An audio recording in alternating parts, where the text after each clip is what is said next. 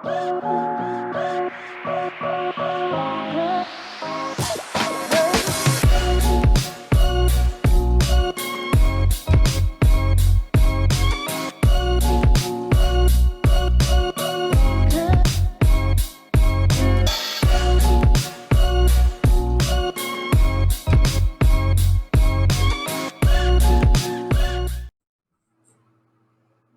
this is Clara Rose. Welcome to another episode of the Savvy Author Show.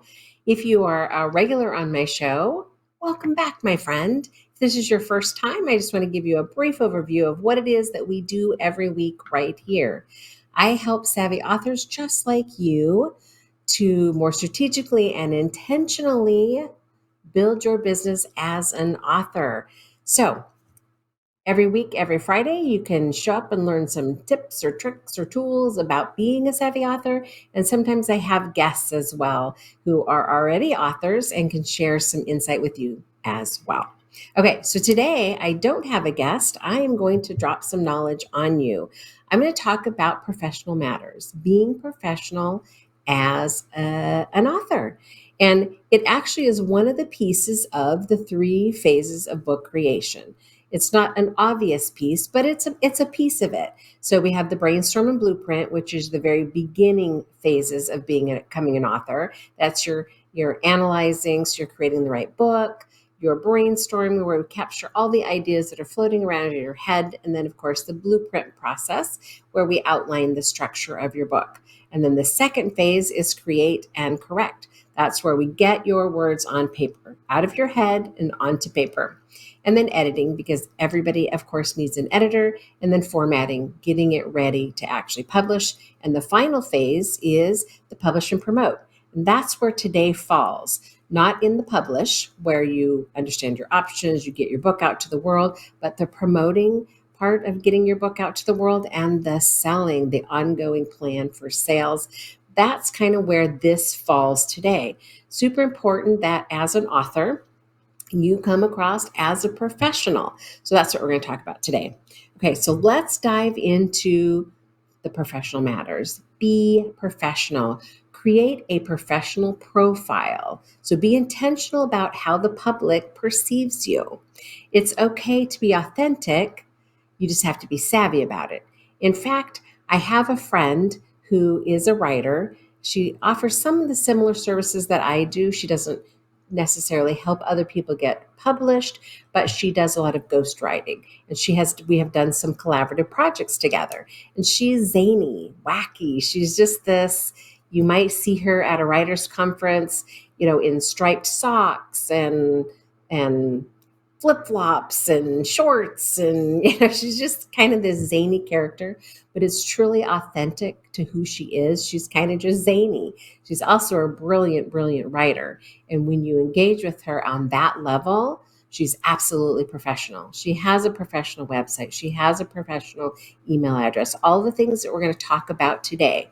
So I'm not saying don't be who you are, because I would never want her to not be who she is, because she's fabulous just the way she is. And so are you. I don't want to change who you are. I want you to appear to the world as a professional, because you are. Okay, so let's dive back into that just really quickly with a little savvy author tip about being professional. As a professional, you are a savvy author when you put your best foot forward, right? Let's get all of those pieces of being a professional. Let's pull all those together. We're going to talk about that in your shoot, I just lost the word. I hate it when that happens, don't you? Isn't that wonderful thing about doing something live? When you lose it, right? So let's talk about your digital presence. So your digital presence is all of the places in the world where you're seen. For instance, your domain name. Now, everyone should have a domain name, right? So your professional domain name that you use, and it can either be you, the author, or it can be the book that you're putting out to the world. I, of course, have owned clararose.com for about 20 years. I bought it a long time ago. It just made good sense to me, and I've used it in my business ever since. but I've also purchased perhaps hundreds of domain names along the way for different purposes. They're not very expensive. And if I ended up not using them for some reason, I just let them expire the next time it was time for them to renew. And there are tons of places out there that you can actually get a domain name. So just to name a few, Namecheap, Cheap Domains, Bluehost, GoDaddy. I mean, there's just a ton of them out there. I like GoDaddy because of their customer support. Other people may argue with me about that, but I love being able to pick up the telephone and say, I'm stuck. I can't, yeah, this is the old time telephone, by the way. I'm stuck. I can't figure out how to do X. And they will help me with, they'll either do it for me or they'll help me figure out how to do it. So then I, in the future, have that knowledge for myself, which is my favorite because I prefer to help myself whenever possible. But getting that domain name is step one, super important. So if you decide you're going to use your own name, you may or may not find that your name is available. So 20 years ago, clararose.com was available. Nowadays, you could never get your hands on clararose.com because there are a number of other Clara Roses out there, apparently. But if your name is available, capture it. Even if you're not going to use it for as an author, capture it anyway. You may find a use for it at some point. As an author who puts out multiple books, using your own name, of course, makes perfect sense, right? So that people can find you in one place and find all of your work in one place as well. If you think I'm just going to be doing this one book, I'm never doing any more books, it goes with my business, or whatever the case may be, using the name of the book can be a great idea as well. Now, if you haven't written the book already, deciding that you are going to call it something specific and buying the domain name might not work out because here's a secret. Sometimes when you're writing a book, the name will actually change before we hit publish. Before it's completely done, a better name pops up and you want, oh, that's the perfect name. We're going with that.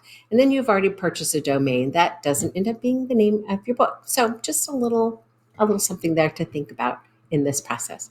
Okay, so now we have a domain name. What do we do next? Next, we're going to get a professional email. So what, pray tell, is a professional email? Professional email is an email that's set up attached to that domain name that we spoke about. For instance, mine is hello@clararose.com. That's my email. I have others as well, but that's my primary email. You can always find me there. So you can use your name. So it could be Clara@clararose.com. It could be info. It could be about. It could be whatever you want it to be. It could be customer service. I just think if it gets too long that it becomes harder for people. So hello works nicely. And it's a soft, easy approach when somebody's emailing somebody else. So if you're going to set up an email that's professional, you're going to need to go a couple of different places to do this. Now, you could go to Gmail and just get a free Gmail, but that is not a professional email. So whatever your book name or your name @gmail.com is not a professional email address. I always give this example. If you worked for Coca-Cola, what would your email address be? Well, maybe clararose@coca-cola.com, right? Or if you work for Nabisco, or if you work for a large company, your email would be associated with that company. So a good example, I do a fair amount of work with Stonecroft Ministries, do some publishing, some writing for them, some editing, and my email address with them is crose@stonecroft.org. That is a professional email. Now, I do see out there people getting Gmail accounts and using them. It just doesn't come off as all that professional. So you can go a couple different places. You can go to Gmail and get a Gmail account that is for business. You're really going to let them use your domain name. It's a pretty simple process. Just jump through a couple of their hoops. They're going to verify it with your domain provider, wherever you registered it. So for instance, if you have it with GoDaddy, you can just call GoDaddy and they're going to help you verify that, or you can hop through the process digitally. It's not that difficult. So then you'll have a Google Suite. I can't remember the new name. They're changing the name on us, but it's G Suite at this point. So today it's a Google Suite where you can go in and check your email, and it is something like hello@clararose.com or whatever you choose for yours to be. The other place you can go, of course, is over to the other side, which is the Office 365. And they will let you use your domain to set up a professional email as well. Now, it's going to cost you 15 to 20 bucks a month either way. So the question is, do you prefer Google and the Google products, or do you prefer the Microsoft product? Completely up to you. But getting that established is your next step. Okay, so now we have a domain name and we have an email address. What is our next step as we prepare for our book? Well, that's a landing page. Now, you might wonder what a landing page is. It's really just a one-page place where you can send people to learn about your book. Now, I personally have mine living on Canva. It's a free Canva website. Well, I pay for Canva, so I guess it's not totally free. If you have the Canva Pro account, then you can set up a one-page website and put all your book information right there. Now, a landing page is better than just sending people directly to Amazon or wherever to purchase your book, because it gives you the opportunity to give them a little more information about you as an author, as a person, and tell them about the other things you have going on. Perhaps you also have a mini course, or perhaps you have another book coming that you want to talk about before it gets here. Get some excitement, a little buzz going before the book actually releases. Those are all things that you can talk about on your landing page. Of course, you can pay somebody to create a landing page for you. You could set up a WordPress if you're a little more tech savvy. Wherever it is you'd like to have your stuff out into the world, you can do that by setting up a landing page wherever. So you just need one wherever in the world that you're going to put it. Just a place so that you appear as a professional to the real world. Okay, so now we have our landing page. What is the next step? So the next thing is Amazon sales. Now, you may hate them, you may love them, but Amazon is the Mac Daddy of books out in our world currently. So you have to be there. If you are a traditionally published author and you're published through, Thomas Nelson or one of the other places, you don't have to worry about your books getting there, because eventually they will do that for you. But if you're hybrid published, such as my clients are, or if you are a self-published author, meaning you did it yourself, if you used the service on Amazon, you're going to be there automatically. But if you used a Book Baby or, one of the other dozen that are out there that you can create your book as a self-published author, an indie author, not all of those are going to get you on Amazon. So if yours doesn't, you can submit them yourself to Amazon. You need to be on Amazon. That's just the way that it is.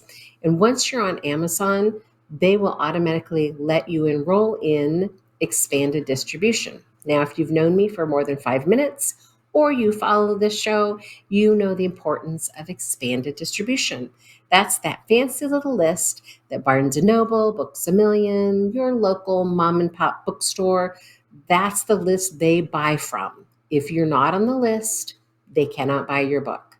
So no matter how badly somebody wants to get their hands on your book in town, they cannot if you're not on expanded distribution list. So you need to be there. And then, of course, Amazon brilliantly has allowed you to set up an author page as well. It's called Author Central. So get your book on Author Central. Gives you a little place to put your little blurb about you. And of course, I think that it's a great idea to send people to your landing page first and then redirect them to those places. Because remember, you own and control your landing page, but you don't own and control Amazon or even your page on Amazon, your author page. So keep control of your pieces is my advice to you. Okay, so now let's move on to something that I don't think a lot of people spend enough time thinking about or talking about, and that is getting started. They're so focused on writing their book that they don't look at the future. And I'm here to say, start now. Don't wait until you are ready to make sales of your book.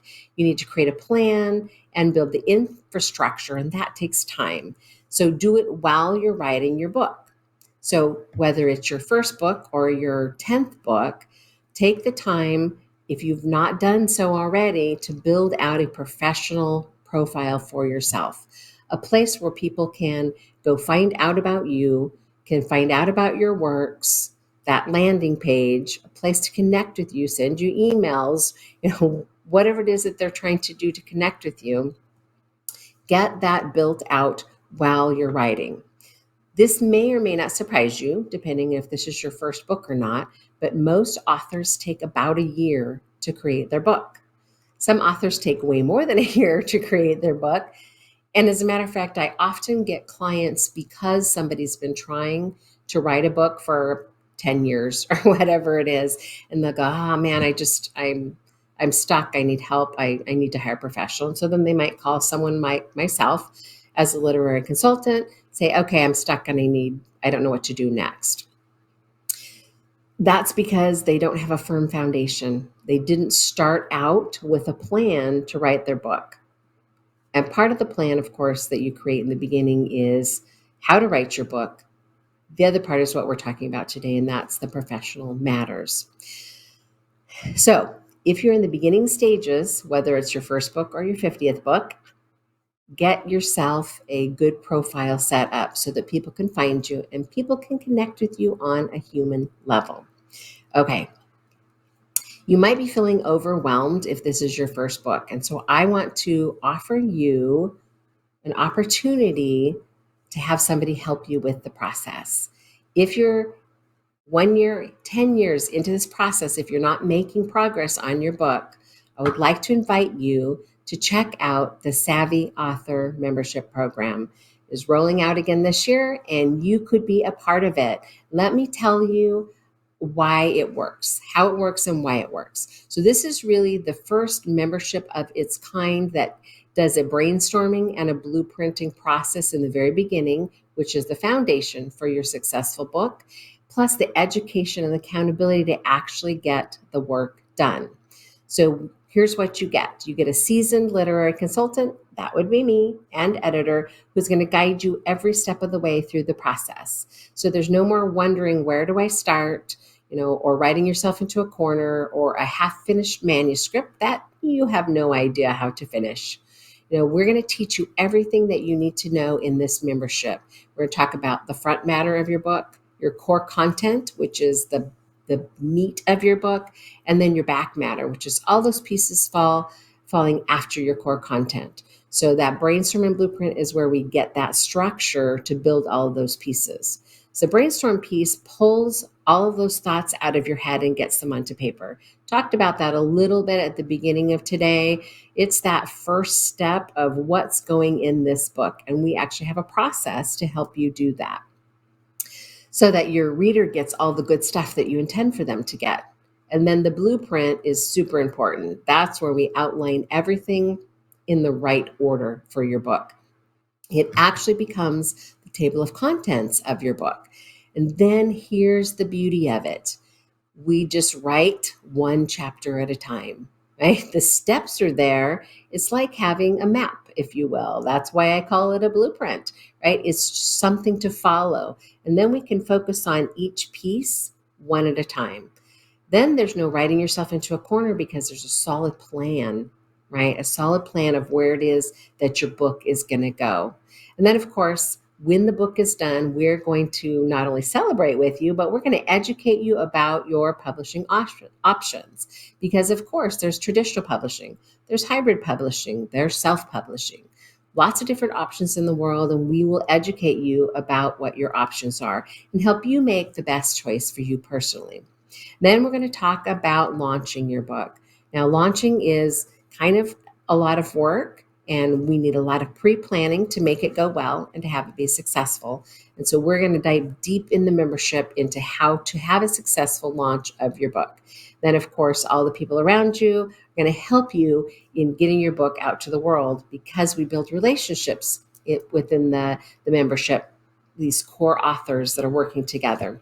And then finally, it's really about accountability in most everything that we do, whether you're trying to get fit, you're going to the gym, or you're, whatever it is you're trying to accomplish, having somebody else hold your feet to the fire seems to be what works. Why ever that's true, I don't know, but it just works. Good example is I go to the gym 5 days a week with my daughter. We go after work and we work out. If she's not there for some reason, guess who doesn't go to the gym and work out? Me. Because I need her to look at me and say, we're going to the gym, right? And the same thing is true when you're working on your book. You need somebody to say, hey, did you get your 500 words written today? Or, hey, how's chapter 3 coming? I haven't seen, you haven't asked me to preview it yet for you. Just that accountability, someone saying, hey, are you on task with what your goal is, what you're trying to accomplish?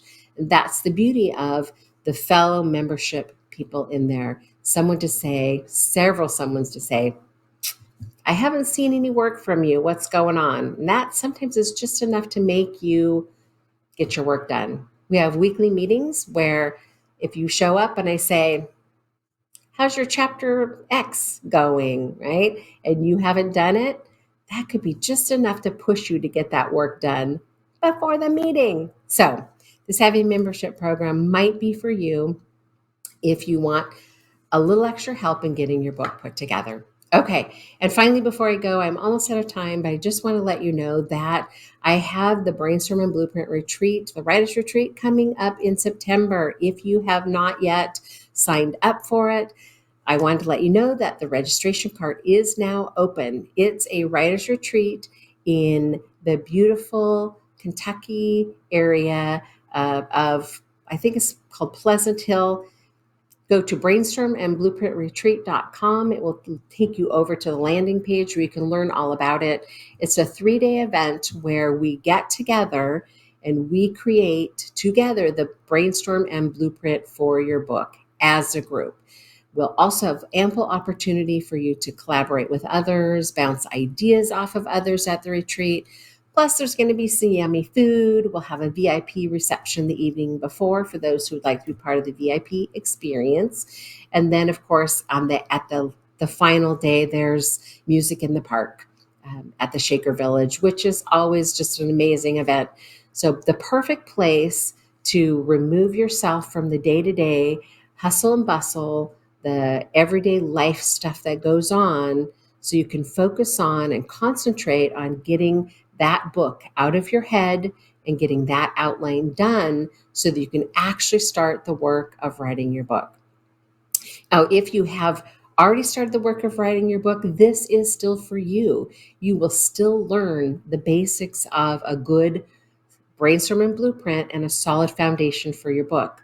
As a matter of fact, often people will walk away having completely dismantled what they've done thus far in their book and rearranged it because of the things that they learned during the brainstorm and blueprint process. It is truly the thing that makes your book successful. It's the foundation that keeps people engaged in your topic, reading from cover to cover, and it making sense, right? Because you have followed a step-by-step plan for a cohesive book that readers are going to enjoy. So here's what you'll be doing. You're going to be doing the analyzing. We talked about that at the beginning today, getting those book ideas out of your head where we can do something with them. The brainstorming is just a big old brain dump, right? Analyze that it's the correct tool we're going to create. Big old brain dump so that everything that you could possibly want in your book that's relevant will be there. And then the blueprinting process, which creates the outline and your table of contents, of course. And it becomes your map for successfully writing your book. If you have never done a brainstorm and blueprint and you're a previous author, I promise you, come be a part of this writer's retreat and you will learn a whole new way to write your next book. And you'll say, Clara was right. That was brilliant. This is the way to write a book. I do have a client who actually, if you go look at my website, she has said, you know what? She helped me with my fifth book, and it made all the difference in the world. Don't do another book without her. And it's because of the process. It's not because I'm amazing, it's because of the process. Okay, that's all the time that I have today, but I just want to give you a quick opportunity to jump on the writer's retreat and while the registration is open and before it fills up. And here's just a little sneak tidbit that you probably wouldn't know. But if you're at the writer's retreat, you will get a discount on the new Savvy Author membership before it opens, so you can get into it for a better price. And then, of course, services for editing and such. If you wanted to hire me directly as an editor or ghostwriter, are also discounted when you are at the retreat. So, okay, I'm out of time, but thank you so much for joining me every week. I look forward to our time together and giving you a little bit more knowledge. Go out there and be a savvy author, my friend.